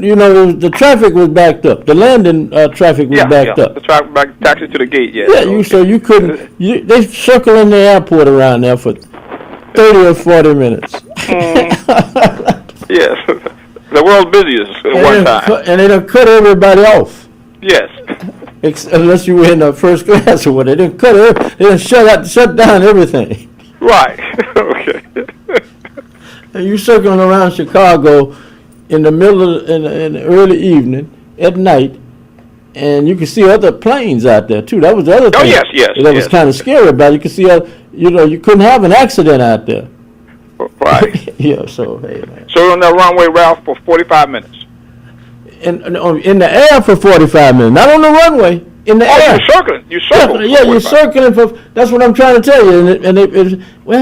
Because you had several individuals. Well, can I have a Jack Black or can I have some Crown? I said no. They stopped. Okay. They stopped serving. It was busy, Ralph. Who you telling? Hey Okay. man. First hand. That's the first time I went in Chicago. I never will forget that. So Okay. So you think about all that stuff, and as we end, and we think about Doc Harvey. Oh, yes, yes, And yes. Yes. I have to ask you this, Porter. Yes. But, and I know I hate to spring this on you, but couldn't happen to a better person. Texas Southern and Prairie View on September the 6th will play the annual Labor Day Classic. That's on a Sunday, isn't it? Yes, they're playing it Sunday at 11 a.m. On Prairie View's campus. I didn't hear you. I said, what, you heard me, huh? I'm saying, 11 o'clock on a Sunday? Sunday morning. Sunday morning, yes. Yeah. Oh, boy. Yeah, so Changing times, Ralph. Only thing I can say yeah, is so everything's changing. it's an ESPN game. Okay. The game is on ESPN, Okay. and it's a 11 o'clock game on a Sunday morning, and that's Okay. Labor Day weekend. Okay. I guess the people could tailgate overnight up there, right? Yes. You and I work in the game. I know Dr. Page back in the day, and some of the individuals we knew back in the day. Let them tailgate. Brutus Jackson would have them out there on Friday. yes, Brutus had them out there Friday. Yes. And they have a good following in that tailgate. Yeah, down let 'em- there. yeah. Good time. Yes. Yeah, so you gotta you know, it's a two-way thing. You know, you have some people upset because they say it's interfering with church and all that type of stuff. And then you look at the NFL, they start at noon. They don't start at 11. Right. That's what I was going to say. You look at the NFL. But they start at noon, though. At noon, yes. Okay. Yeah. Now, they start at noon Central Standard Time, but if you go in west, they go in earlier, if I'm correct. Yeah, they go in earlier. So, but hopefully they'll be able to work it out and everything. Everybody be happy. But I just hope I have a roster by then. Okay. Of the two teams. Okay. You know, I guess NIL is impacting that also. Could be, and then too, at least against a good pub with the television. Yeah, right. Yes. Yeah, so, but we'll see what happens. And I thank you. I thank you. Nothing on Sidney McLaughlin, LaVon, huh? No. So I guess they're getting close to bingoing now, right? Oh yes, getting almost delivery. We'll be talking about that. Yeah. So, but hey, and out of all of these youngsters that are running, I'm not talking about the Noah Lyles group, the ones coming behind Noah Lyles in that group. Do you think any of these high schoolers can make the Olympic team? Yes. It's been proven, Ralph. In the past, I know it had. Yes. I mean, you look at what Justin House did there, Justin High School. Yeah. He was on a sophomore last year, Ralph, and made the Olympic team in Paris. Right, and you look 143. You go way back. Deborah Edwards Armstrong made it back in the 70s and went to Germany, right? Yes. From Worthing. So, yes. Do you think it's possible? Do you think the youngsters that are smoking in this 100? Or do you think it's okay? They may be able to run fast, but can they handle the mental pressure of that? Yes. They're doing it now, Ralph. Their times are speaking for itself right now. Right, but can they run those times with making the Olympics at stake? Yes. You're going to have some high schoolers there at our trials, Ralph. Not high school. They'll be in college by that time. Right, but you got others coming behind them. You may have a high schooler or two because you got some coming behind them. You do. You will. Yeah. I know it for a fact. Yeah, I know you are. I know. I know you do. Yeah. So they are. Yeah. So we're talking about 17, 16, 17, 18-year-olds. Yes. Who may be able to earn a spot on the Olympic team. Yes. And this core we got right now, group we got right now, Ralph, they'll be in college. They're going to have an excellent shot in 2 years of making it. Right. They are. Yeah. But then too, like you said, now there's another group behind them. Okay. Right. That's coming. Right. That's what I'm saying. It's another group. See. Yes. I stopped at a meet. I couldn't believe how fast some of these little kids were. Then you think back now. You know, when you were that young, were you running that fast? You said, hell no, you wasn't running that fast. Why? You weren't running that fast. And I was over to C.E. King High School this past weekend for the Track Houston meet. Yes. Okay, and you take Track Houston. Yes. And with Dylan Mitchell run on his home track. Right. They ran 39.6 in the 4x1 relay. Right. And he's how old? He's 17, coming to be 16, going on 17. So he'll be 19 in 2 years, and he'll be in somebody's college. Yes. And I'm going to give you prime Evante Earl. Yes. Yeah. This past week, Ralph, in prime shape. Yeah. He ran 13.36 in the 110 hurdles. And he's what, 15 or 16, right? He's 15, 16 years old. Yes. And the young lady out at Worthing can run. Yes, Randall, she could run. Yeah. Yeah. Then he won the 100 out there because the other ones didn't run the 100. They ran a relay. Right. He ran 10.5. Right. Okay. Out there all by himself. Yeah. And again, on that Labor Day thing, we were talking about Texas Southern and Prairie View. They play the Sunday before Labor Day, which is September the 6th. Right, okay. They play September the 6th, the Sunday before Labor Day, at 11 o'clock on the Prairie View campus Labor Day weekend. Okay. Yeah, Labor Day weekend. Yes. Yeah. Mm-hmm. Well, they'll be all right.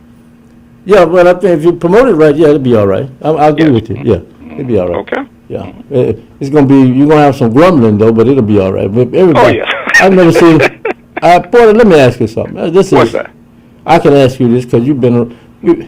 We've had a lot of fun around sports over the years, but I've never seen so much grumbling in sports in all my life. What do you think's happening? Why do you think there's so much grumbling now I'm talking about, when I say that, I'm talking about the sports fans. I've never seen so much grumbling. Why do you think the sports fans are so grumbly now, or whatever, if that's such a word? It's one word, Ralph. What's that? Win. Win. The desire to win has become so yes. great Yes. that yes. it's kind of mingled or lingered over into the attitude Yes. of people's mental makeup of watching sports. Yes. Watch some of that stuff, Ralph. Oh, watch some of that stuff. Win, Ralph. It's about winning. Yeah, but Porter, All the Pee Wee leagues. They're out I've there never seen fighting. so much hate. Yeah, Yes, out there fighting. and see, I bring that up in a sad situation. Football and the hockey matches. Yeah. Fighting, Ralph. Fight, yeah. The kids, well, we're talking about youth Yeah. programs. Yeah, Yeah, no, we're talking about the youth program. Yeah, youth program. So here we go in the Fresno, Texas area right now.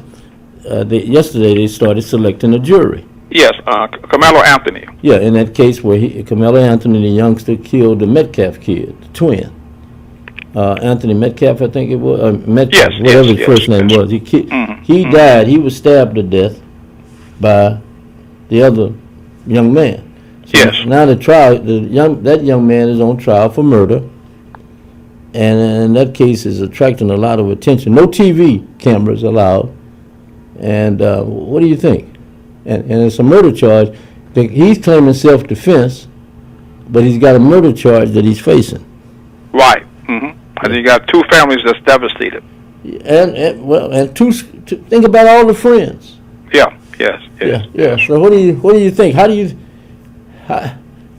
think this is going to turn out? Either way, it's already a loss for both families, like you stated. A terrible loss, Ralph. And then you look at the consequences. What they're looking at, 10 to life. Yes. Yeah. If convicted. Come Yeah. on now. Yeah. Yeah, look at it. Well, they're saying that the one who was killed, that he was a bully anyway. He's a bully. Yeah. He's a bully. That could be that. But the only thing he is, Ralph, is like we're saying here now, he is just the madness in everybody these days. I mean, just killing that attract me. Come on now.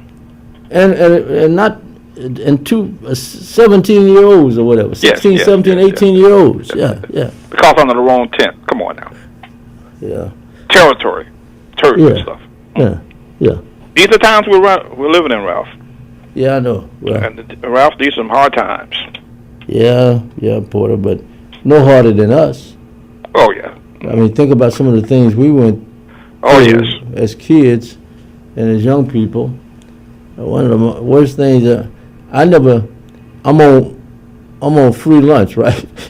I'm laughing. I'm on free lunch, and you got some classmates. Hey man, how's the free lunch till Friday? Now Friday comes, they serving fish sticks, right?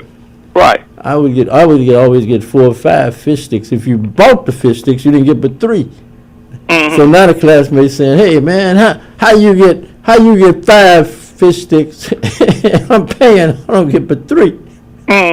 You know, so all that kind of stuff. So you think back to how, I mean, and you were teased about being on a free lunch type situation for a moment. You know what I'm saying?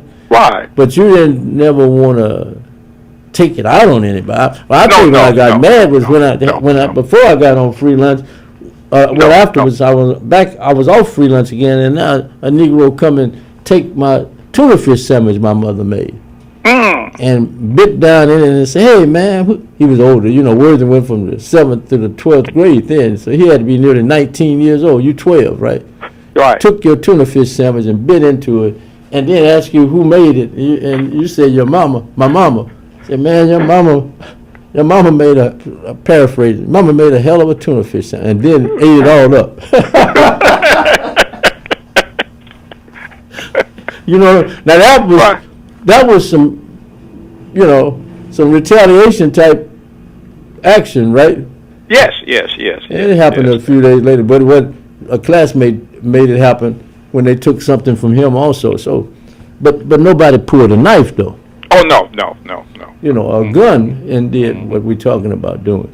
And Ralph, nobody pulled a knife or anything like that, but you fought with your hands, your fists. Well, that's what It was a street fight. Yeah. Mm-hmm. Yeah. Now, they circle around you, and you get in the middle, and he get in the middle and stuff like that, and you fight.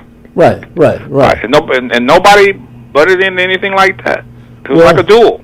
Well, see, I was reading this thing where in baseball, and you may be old enough to remember this, Warren Marshall was pitching, and the Giants were playing the Dodgers. And Warren Marshall took a bat, if I'm correct, and hit John Roseboro with the bat. Mm-hmm. Because he thought Roseboro was going to hit him with something else. And the umpire threw Warren Marshall out of the game. But guess what the umpire said? If he had just fought with his fist, he wouldn't have been thrown out of the game. But he came with the bat. See that? He hit him with the bat. Mm-hmm. And later on they apologized, they made up or whatever. But at that particular moment, he hit the man with a bat. In the midst of a Major League Baseball game. You know. And the man ended up bloodied up and everything. But these times, man, they don't think bat anymore. Oh no, they come out with six friends. Yeah. That's what happened in the case I'm talking about. The friend took the lunch, and later on a day or two later, a classmate hit one of them with a bat. Okay. And then everybody many of the boys in that homeroom were labeled retarded or whatever. Okay. Crazy. Okay. They're crazy. Leave them alone. They're crazy. You know. But anyway, Porter, always a pleasure. That's always a pleasure, Ralph. I want to congratulate Andre Walker, the athletic director of the HISD. He won a statewide Athletic of the Year award. Good. Outstanding year. Yeah, we want to congratulate him. Oh yes. So keep up the great work, Porter. Thank you. All right, Ralph. Don't forget to send me the picture now. Okay, we'll do. And the information on the young man from Stephen F. Austin. Okay. All right. And thank you. All right. Bye-bye. Okay, thank you. Porter Robinson, we thank him. And caller, you're on. Cool. Yes, sir. Man, I heard him talking about the guy with high jump to 7'2". I'm saying, wow, he could jump it almost tall as Wendy. Yeah, they got Wendy Yama. Yeah, you got some jumpers out there right now. He can jump that tall 2 more feet, man. He jump over Wembanyama, man. No, not 7. If he jumped 7'2", yeah, I guess he would. So, a few more inches, yeah. A few more inches, yeah. Yeah, well, Wembanyama 7'4". 7'4", I think. Yes, that's what he's going by. Yeah, man. Yeah. The dude jumped 7'2". Yeah. Yeah, man. Speaking of Wembanyama, that guy, man, he got a patent shot that I love. I see he shoots it a lot. That's when he, inside the paint area, and he kicks off the glass on the right side, and he reach around. He reach all the way around the goal, all the way around the other guys, and grab it, with the rebound on the left side, and put it back in. I ain't never seen nothing like that before. He do it all the time, Kicks off the glass on the right side, the ball go to the left side, he reach around, rebound it with his other hand, and lay it in off the glass. This guy's phenomenal. Everybody talking about he's young. Yeah, he's young, but that don't mean he don't have skills, though. Mm-hmm. Right, oh yeah. He got skills. You got his other teammates, they tough too. So you picking San Antonio? Yeah, I'm picking San Antonio. You've been picking them all the time. You've been riding with them all the time. Yeah, all the time. Texas, man, I got to come down south. See, I used to live up there with them boys from New York, from up north, up there. Man, how they talk about our boys from the south. That's why I was glad we had the Cowboys back then when I was up there. Yeah. Because they used to just, man, used to all in the behind.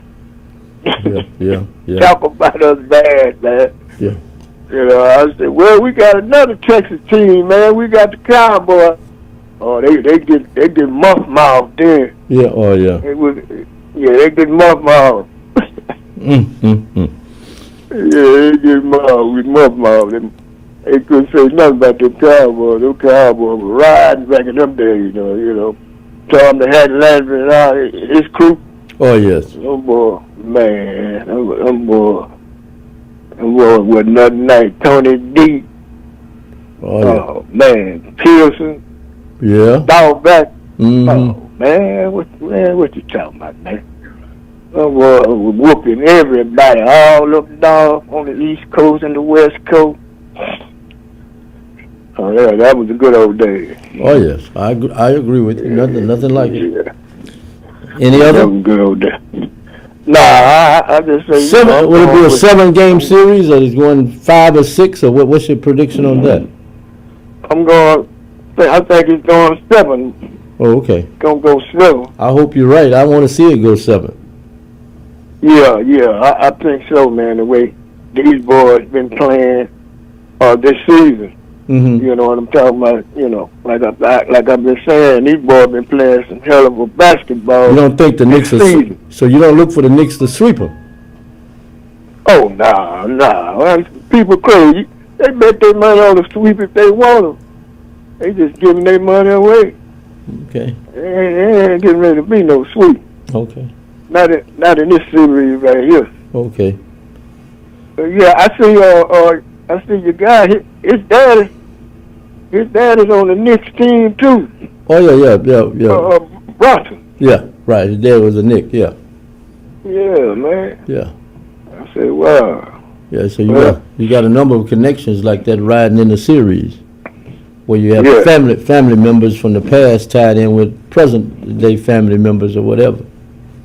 Mm-hmm. Yeah. They don't broadcast it that much or nothing like that, you know. Well, some of them don't. They don't know. They may not really understand the impact of it. See, in the case of Mitch Johnson, his daddy was a hell of a player.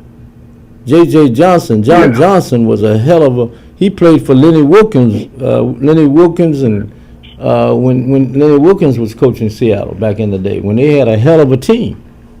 Then he came. Then he came to Houston and played. Okay. Yeah, and he could play. Yeah. Yeah. Yeah. I hear you, man. I hear you. Yeah, we come from a long line of players in the NBA, you know, that we could talk about, man. I mean, they really put us on the map, you know what I mean? Yeah. You know, talk about, you know, we was at a disadvantage, but now only disadvantage we had was they wouldn't let us play in the NBA. But the other had to make our way. Right, but the other disadvantage we had in Houston in the NBA. See, at one time the NBA, okay, they had a quota system. You could have only a certain number of blacks on each team, even after they integrated. But the other thing was the NBA only went west to Minneapolis and to St. Louis, and it only went south to St. Louis. So you didn't have no Atlantas and Miamis and Charlottes and Houstons and Dallas. So all these great players down here, many of them never got a chance because of that. Mm-hmm. Now, one of the first ones was a white guy named Slater Martin, who came out of HISD, Davis High School, now Northside. He went to the University of Texas, and he was drafted into the NBA, and he was from the South, and this was in the early days of the NBA. And he was like a superstar. Slater Martin. Yeah, but he was a UT product and a Houston HISD Jeff Davis product. But when the Rockets came, when the Rockets and Atlanta and New Orleans and all of them got teams, that really helped because you got Fox, you got Rashard Lewis coaching, you got all these different connections now from the South. Mm-hmm. Right. You know, later on, David Lattin got drafted in the first round out of Texas Western and Worthing, and that was unheard of at that time. So yeah, so most of the players down south Well, were going to the ABA. Yeah, they were going to ABA when they opened up. Yeah, and they didn't make no money. You see, we had ABA. Houston had an ABA team that you couldn't draw flies. You could get all the flies in your living room. We had the Houston Mavericks back in the day. And the Mavericks. Yeah. They played in the Sam Houston Coliseum. Willie Somerset was on that team. A guy named Willie Somerset. They had some people who could play, but they didn't have the money, and they were not the NBA. Yeah, wasn't the NBA. Yeah. So. But all the time they were made the NBA recognize the ABA. Well, that came later. That's where everybody was coming. All the fans and everything were coming to the ABA because of the athletic ability of the players. Well, that became more evident when you got Dr. J and all of them into the NBA. Artis Gilmore, Dr. J, Zelmo Beatty from Prairie View, they all went to the ABA. You had great players, George McGinnis and all them kind of people over in the ABA, and that helped. Some of those teams got accepted, and then of course the players went to other teams. Iceman was there too, right? You had a lot of them. Yeah, you know. So man, that Iceman girl was cool. Yeah. Cool as ice. Yeah, well. They had to see something. They need to pull up the Iceman, man. Well, people can pull it.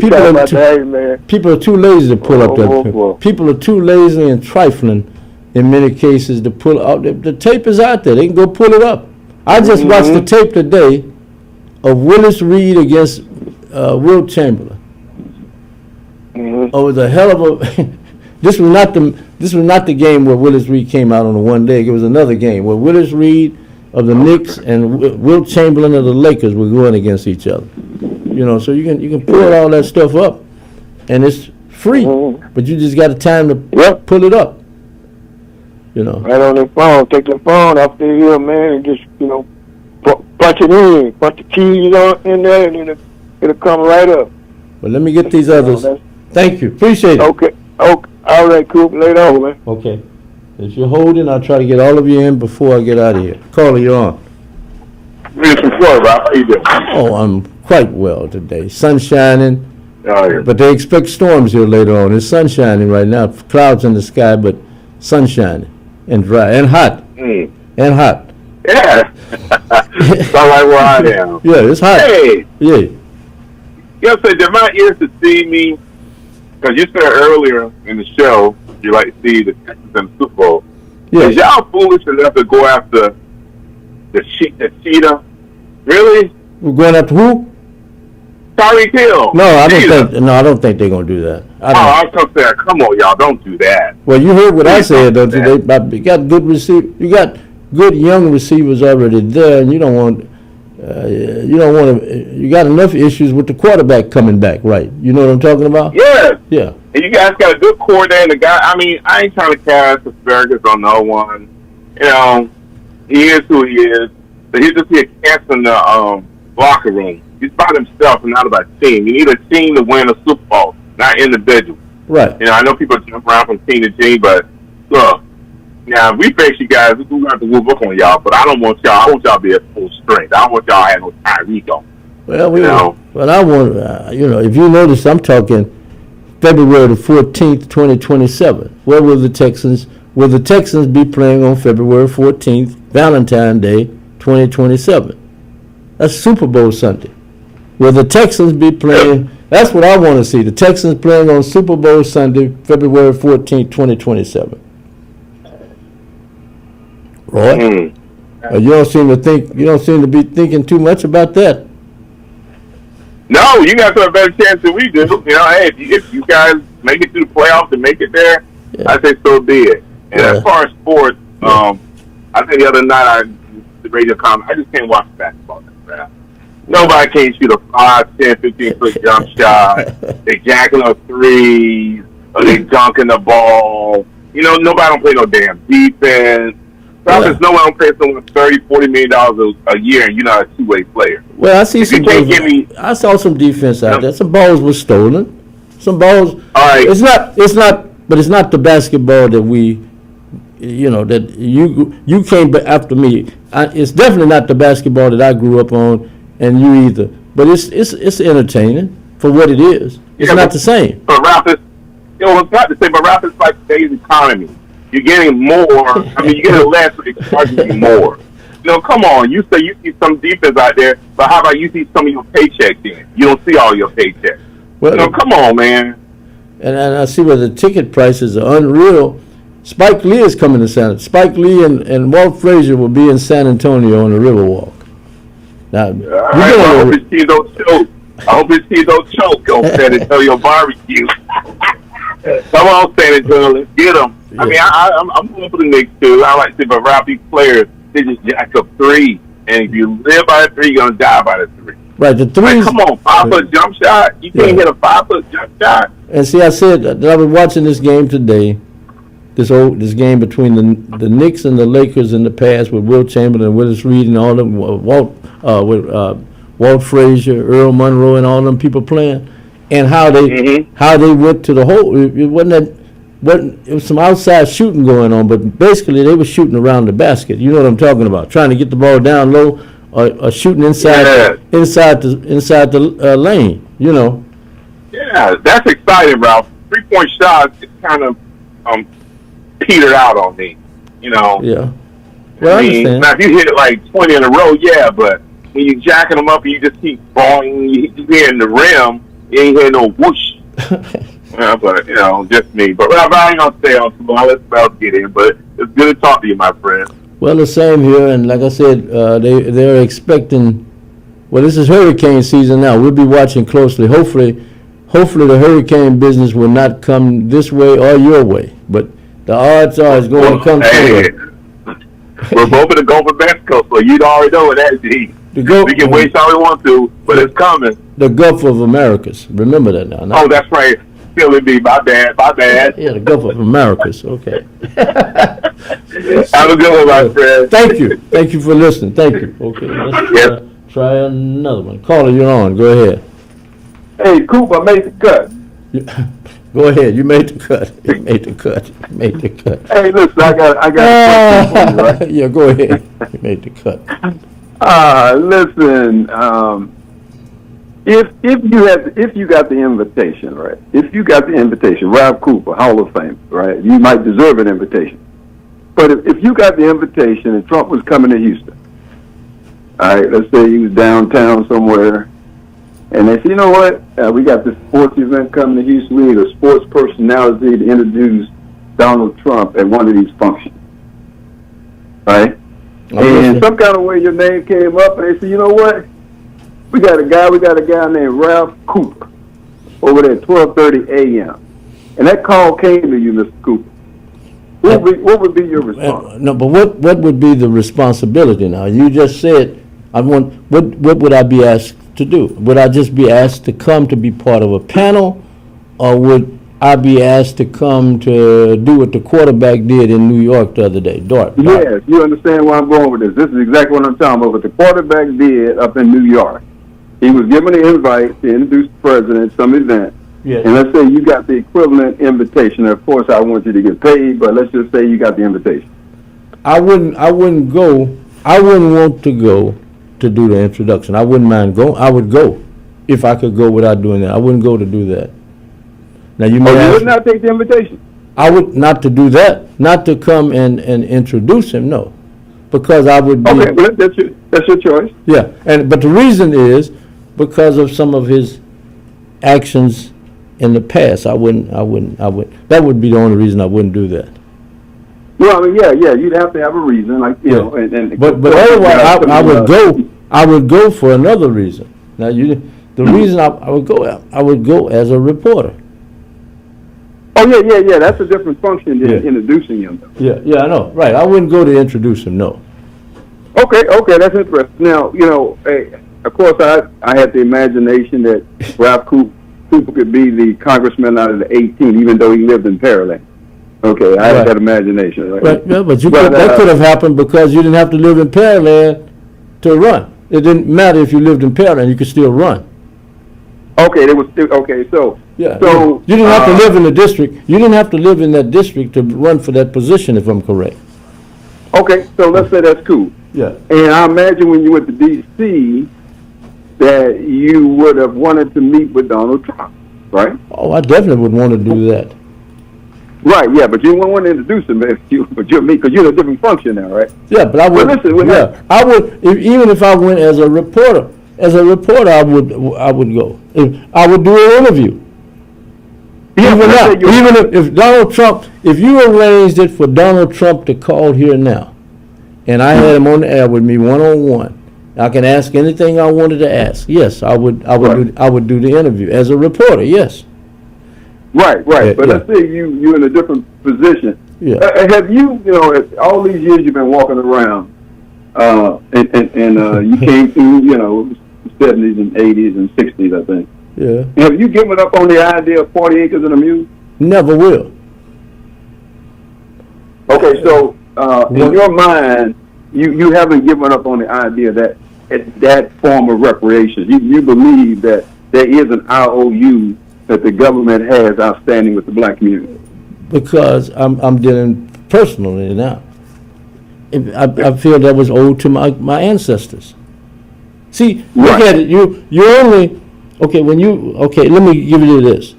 If I was born in 48 and I had grandparents born in 1900 and 1900 and maybe say 1875. Right. Okay, so that's 2 generations back, right? So I go back a 3rd generation, I'm there with them, right? With the slaves. Yeah, I'm back in that time when my ancestors were slaves. You're only 3, we're not that far back. Some of us are not that far back. You may be 4 or 5 back. I'm like three generations or so back from that. Well, but you were still in your heart and in your mind believe that you would be, if any reparations were to come about, that you believe that you are a person to receive them. Yes, because of what was promised to my ancestors, who played a role and some people may say, well, they were two or three ancestors back or generations back. They didn't play that much of a role in your thinking, but yes, they did, because the grandparents I had experienced them. If you understand. Right, and I agree. Yeah, I agree. the grandparents, when they were like, say they had been in slavery, and now say they 30 or 40 years old, those people who became my grandparents to a degree experienced those people, and they know what it meant. I know what it meant to my grandparents, who had been influenced 2 generations earlier by their great grandparents. You see, our grandparents. If that makes any sense. Yeah, the mistreatment, basically. And it's due. You give it Right, if you try to give somebody else who tried to take down the White House, there's even more proof. You know exactly where I'm going. There's more proof of it. Hey, even if you were thinking about maybe, leave it alone. You done got up in age, now leave it alone. But when you saw what happened on January 6th, then you see the man comes back and he's got the funding. And the only reason that it can't be given out is because people in his own party started objecting to it. Yeah, so far. But but but the language in there, to me, and you have better lawyers than I am. I just played one on the radio. Right. The language suggests that a person can make a petition. Right. For money. Right. That can have a coherent argument that they have suffered injury at the hands of the government. Right. And I think in New York, read up on it. In New York, I think there's an effort being made now in regards to reparations. Yeah, and that money, to me, seems to be a good target. Oh, yes, but see, I think that's why some of the people have come back on it, because they realize that opens up another whole can of worms. If you can do that, opens the door. Yeah.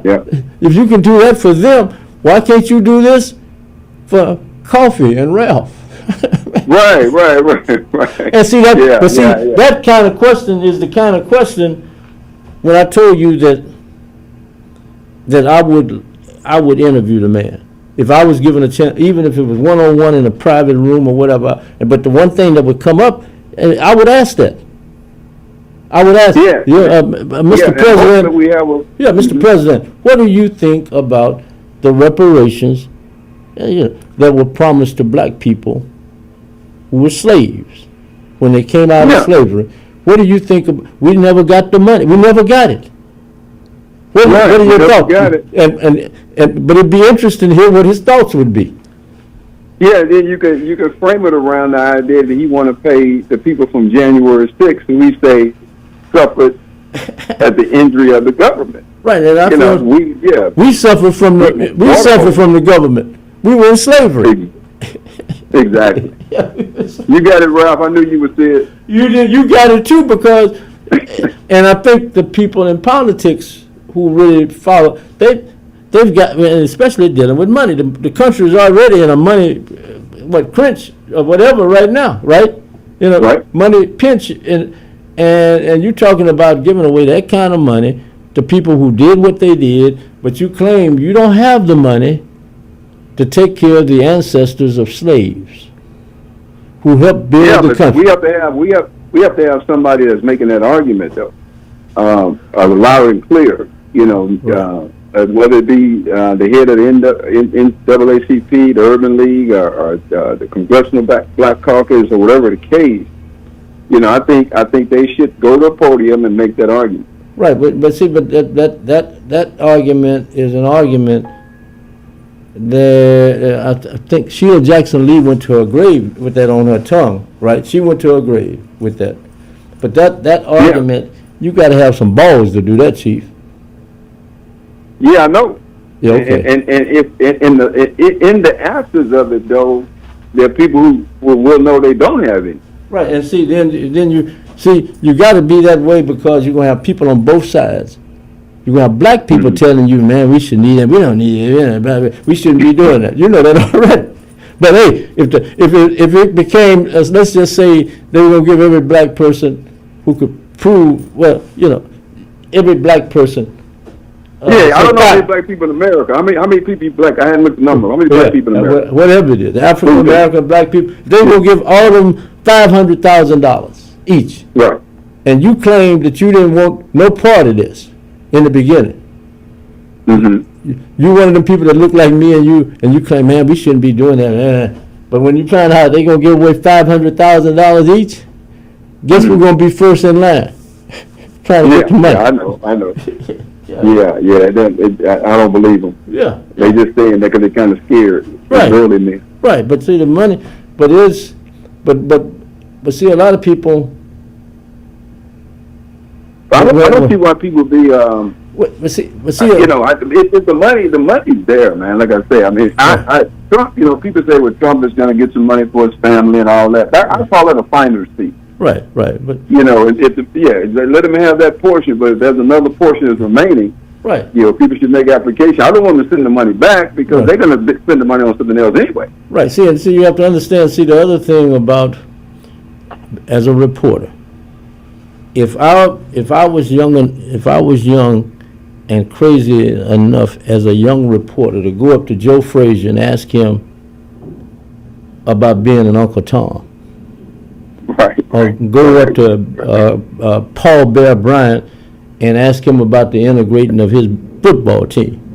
You understand what I'm saying? What? Right. At a young age. Now, as an older guy now, how could I be afraid to do an interview and ask, if I was granted to interview, and ask tough questions of Donald Trump? And you're just sitting there with a tape recorder or a camera or both, and he's answering questions, just like he does for everybody else. So what do you think about the football player, Ralph? I mean, I'll take you out of the equation and we'll talk third party now. Would you think that the guy in New York is receiving what he should receive, or it's just, it's two sides. You have the quarterback Yeah. You know, his supporters and people are against him. Then you have the other guy, I think the linebacker. Or wide receiver. Wide receiver. The wide receiver, right. Yeah. He got supporters and distractors just the same. And then you have the general manager in the middle, I think, Boomer Esiason, right? Yeah, whatever, yeah. But see, I mean, everybody's entitled to do what they want. But see, if you're asking somebody to block for you and give you that little extra edge of their energy in regards to being part of a team, you got to be careful. At least he did the right thing by listening to him. You know what I'm talking about? When the team made the point that he didn't like what he did, they did meet. They went back and met. I'm talking about the quarterback. That part doesn't surprise me. Yeah. But I'm saying you have this conflict that will not disappear. You know, no matter whether you discuss it or not, the conflict is not going to disappear. No. Okay, the guy did introduce Trump. Right. The other person said he was opposed to it for whatever reasons he gave. And then you had the manager step in and basically take a side to the story, right? Right. That is not going to disappear. Right. So do you think that he's got to move one of the guys off the team, or how do you think it's going to play out? Now that's an interesting. Repeat that again. Now wait a minute. Now. Repeat it. Well, what I'm saying is the guy did the introduction of Donald Trump has already taken place. The guy's already done that. Right. Right. And then you had the reaction from his teammate. Right. Those two things have already been done. Right. And then you have Boomer Esiason. I think he's the general manager or something like that. He's taken a side basically with the quarterback. That's the way it appears to me. Right. So how do you think it's going to play out? How do you think it's going to play out, though? I think it's going to play out with one of them being traded, and it won't be the quarterback. That's about the size of it. You think so too? Yeah. Because the manager's already taken the side that he's on. So yeah, I think that's what's going to happen there, and it happens in a lot of cases. You had guys who revolted back in the days, and say you and I were part of the team, and we were following him, but he was the leader, right? And he felt the team wasn't doing what they should be doing for the black players, and he spoke out. Mm-hmm. He got traded. They kept us. Yeah, that happened too, and it was reversed. I'll let you go, but Magic Johnson kind of reversed it, huh? Yeah, oh yeah. When he came along and got rid of the coach and got Pat Riley hired out of the broadcasting booth. Yeah. So it happened. Okay. Thank you. Appreciate coming to you. Okay. Right. Let's get a couple of more in here. We got two more. One more after this one. Caller, you're on. Well, I'm gonna try to sip it real quick, Ralph. Go ahead. And I guess the Texans just a marketing team. You talking about them playing on Valentine's Day, man? They gonna be getting in the way of some other things. Well, hey, Super Bowl is Valentine's Day, 2027. Man, that's some stiff competition. Well, hey, think about it. I think the wives and the girlfriends would love it. History shows that the wives, because they know a bonus check is coming, the Super Bowl check is coming, and they in the city, Inglewood, I think is where it's going to be held. Inglewood, California, is where it's going to be held. Well, we'll just ride down the coast and pick up another one. Go Hawks. Later, like I said, I hope they're playing on February 14th, 2027. You do too. Yeah. You do too. You're a fan. You want to see it. Yeah, I want to see them. But we'll see if they get there. We're gonna see what this quarterback situation look like. Well, that's why you wouldn't bring Tyreek Hill here, would you? Yeah, I would. Tell us why. Go ahead. Oh man, to cause some distraction and cause we need some more speed in that wide receiver core. Okay. Nico all beat up, and what's the guy that broke his leg? I think Dale. I don't know if he coming back. Well, you got Higgins, you got Hutchinson, you got several others out there. Yeah. And you got the tight end coming back healthy, if I'm correct. But But is the team mentally, are they strong enough to deal with a Tyreek Hill? The Texans organization is not, but I think DeMeco is. Okay. What about the players? I think the players can handle it. Oh, okay. Well, you're entitled to your opinion. I wouldn't do it. I'd leave my team like it is in that case. But I understand. But that's why we have these kind of conversations. That's why I asked you, why would you do it? And you just explained it. Yeah. Yeah. All right, Ralph. Thank you. Appreciate it. Later. Okay. Let's go with another one. Last caller. You're on. Go ahead. Ralph Cooper. Yeah. I agree 100% with the last caller. Roy, let Tyreek make money. Yeah. You want to make as much money as you can in that hot truck. But and just because he got locker room problems somewhere else, how many people at Houston sports teams got rid of and they went somewhere else and became stars, like Clayar, a whole bunch of other people. You know, just come on. Tyreek, hopefully I've lost that speed and can catch. Can never have enough good wide receivers. Well, I ain't worried about what he did over there with doing women. I'm saying that I think you. I got you. No, what I'm saying is sometimes people can you may have a team. Just like the Rockets. I thought the Rockets had a team before they made the Kevin Durant deal. They make the Kevin Durant deal. So what I'm saying you right on that part. You right on that part too. Yeah. But since you brought up the Rockets, that's what I really originally called about. A guy was saying he didn't, giving Wemby a shot and maybe the first time around and all of that, and he couldn't recall any players that I guess getting in that first championship early. Yeah. Wemby been in the NBA 3 years. Yeah. Sam Cassell won his first 2 years with the Rockets. Okay. He got drafted in '93. He won the championship in '94 and came back with 95? Yeah. Yeah. So he won the first. He won the first 2 years. That wasn't no. And getting to that earlier, that's a big deal. But it can be done and have been done. Well, you get it. Probably some people never get it. So think about it. Yeah, Karl Malone and Charles Barkley never got it at all. Yeah, right. Yeah. You know, because one of my favorite Rockets of all time was oh man, let me shut up because now I can't think of his name. He's a instrument salesman in California now. Get you some paper and write names down. No, that paper's gone. That's why we ain't going back to that. I type it into my computer next time. Yeah, but get your little tablet. Since you said that's the last thing, and I'm getting over here. You talk about how they were taking the lunches because you young kids at Worthing. Yeah, you in the 7th grade. We went from the 6th to the 12th grade, all in the same building. That wasn't going on. Well, them older guys wasn't picking on us as youngsters. Well, the only picking they were doing was getting them 7th grade girls. No, they went that's the only picking they were doing. They went for the change in your shoes, and they went for your lunch. I'm talking about in the place I was in. I understand. But you're right about that. It might have been a fist fight. It wasn't no gunplay. No. Although some of the people who had cars back then, you know, they had guns in the cars. Yeah, well, some student we had a student to lose his life at an early age, while he was in high school, in regards to a teenage shooting back in Sunnyside. We had one. Was it on the campus? No, not on the campus. No, I'm saying that I'm only talking about on the campus. No.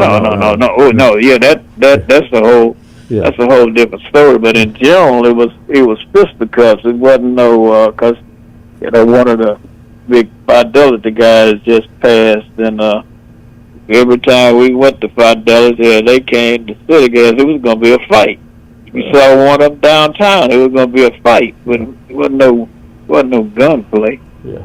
Well, I gotta go. Don Sam. All right, have a good. Roy, let him make that money. Roy, let him make the money. Well, have a good day. Let him go to Dallas. Seattle. Well, I don't even mention that name. Yeah. Well, bye then. See you later. Bye. And we will do this. 5, 10, 15, 20, 25, 30. Hi, I'm JJ Walls with Sunnyside Dental, and yes, It's now been over 30 years that we've been providing quality dental care for our patients in the Houston area. It's now come to my attention that many of you that want to come to Sunnyside Dental have Medicare plans that we don't accept. Hold up, that has got to change. Sunnyside Dental is now accepting most Medicare